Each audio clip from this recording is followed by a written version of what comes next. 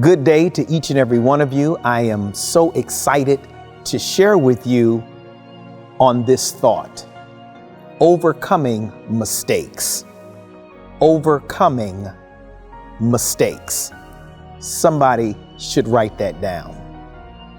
Just a few days ago, we all experienced the Academy Awards, and Will Smith, in his anger, walking on the stage and slapping Chris Rock for a joke that he made in regards to Will Smith's wife, Jada Pinkett Smith.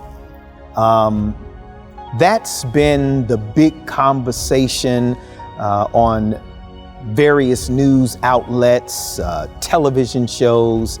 As a matter of fact, TikTok has lost its mind in regards to the whole event. But can I ask you this question? And I don't want to ask you what you believe Will Smith should have done or what Chris Rock should have done, but maybe I should ask you this question. Have you ever been in a similar situation? And I want to ask you, what have you done? Or if you were in that particular situation, how would you have handled yourself? It reminds me of the Gospel according to St. Luke. The 15th chapter begins at the 11th verse. Very familiar story, the story of the prodigal son. As a matter of fact, the story opens up where a young man goes to his father and he requests his portion of his father's inheritance that he would receive upon the death of his father.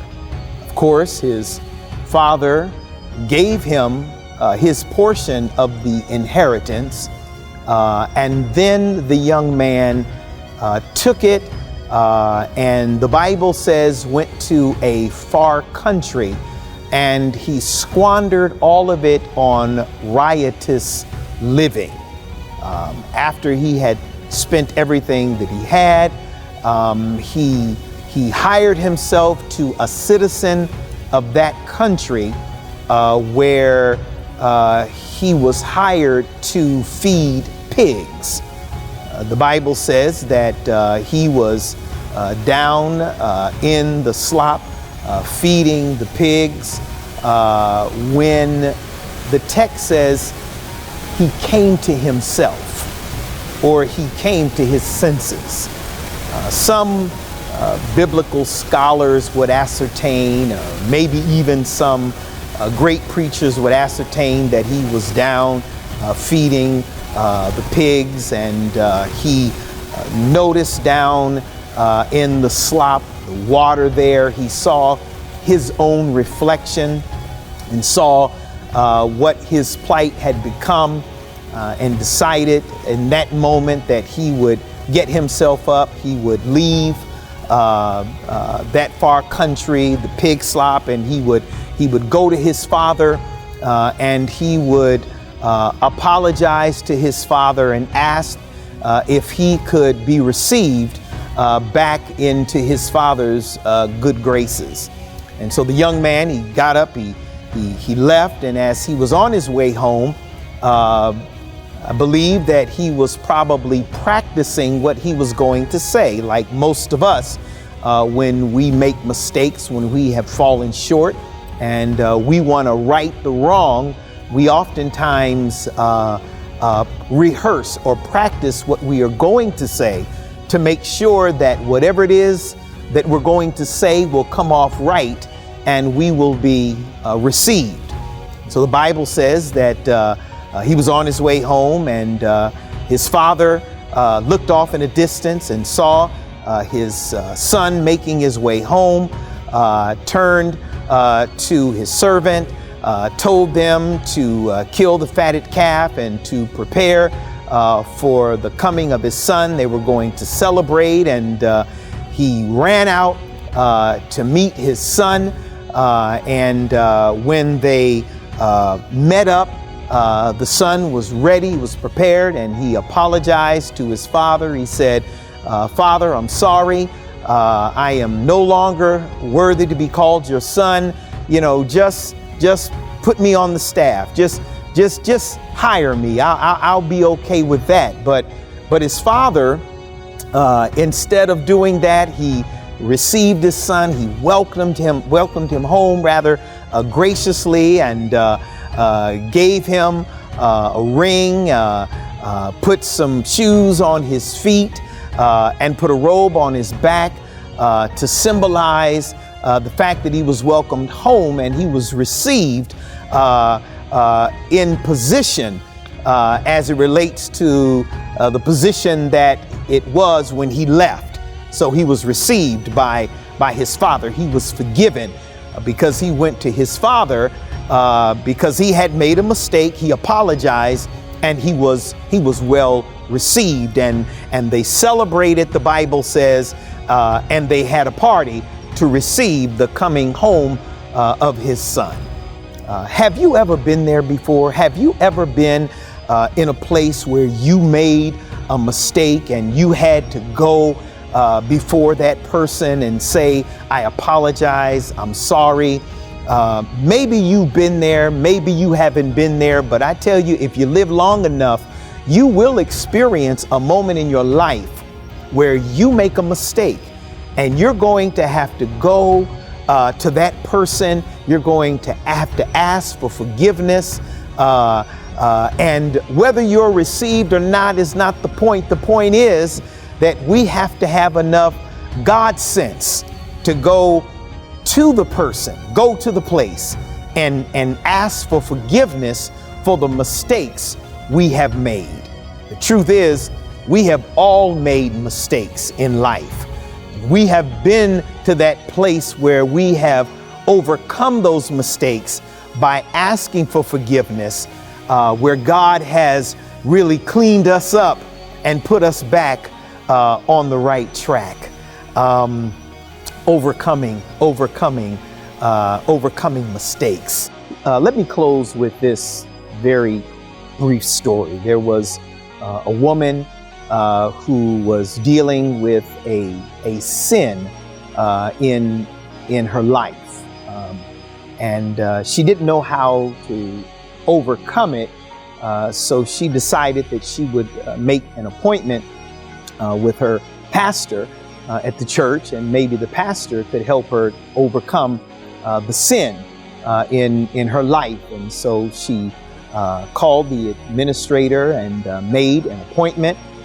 The day approached. She arrived to the church and was greeted by the administrator and walked into the pastor's office. The pastor was sitting there, and he greeted the woman and said, "Have a seat," and said to her, "How may I help you?" And the woman said, "Pastor, I have this sin that I'm struggling with." And the pastor said, "Well, what is it?" She said, "Well, every time I show up to church, on Sunday, and every Bible study I attend, church function or meeting I come to, I look around the church and I see all of the women in the church, and I realize how much better I look than all the women in the church. I mean, every time, Pastor, I come, it's every single time I come in and I sit, I look around, and Pastor, I'm the best looking thing that walked in the building. I'm prettier than all the women in the church. So, Pastor, can you help me with this sin issue that I have?" Well, Pastor sat back in his seat and looked the woman in the eye, and he said, "No, sister, that's not a sin issue.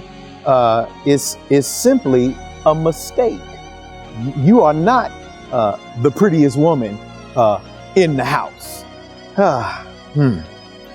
Maybe we need to recognize the mistakes that we make in our lives And we need to be Christ-like enough to go to that person or persons and ask for forgiveness so that we can put ourselves back on the right track. Listen, I know there's a whole bunch of us that are probably watching right now. You need to go to somebody right now and you need to deal with that mistake. You need to overcome it. Well, I came by here to tell you today, just like the story of the prodigal son, God has given you what it takes. He's given you the tools that are necessary to overcome. And here it is. The tool is realizing that you made a mistake and then being Christ-like enough to get up from that place of complacency and that place of sitting there not feeling like or believing that you should have to apologize. Make the trip, apologize, so that you can get back in good graces in the kingdom. Because that's what it's all about at the end of the day.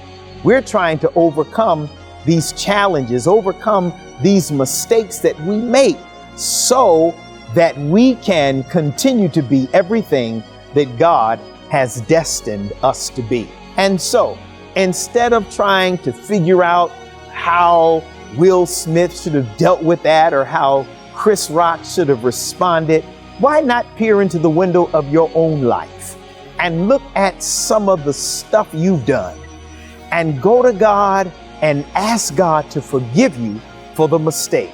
And I guarantee that God will sit you back on the right track. Hey, this message, again, is from the Reverend Dr. Keith D. Tillett, and I approve this message. God bless you.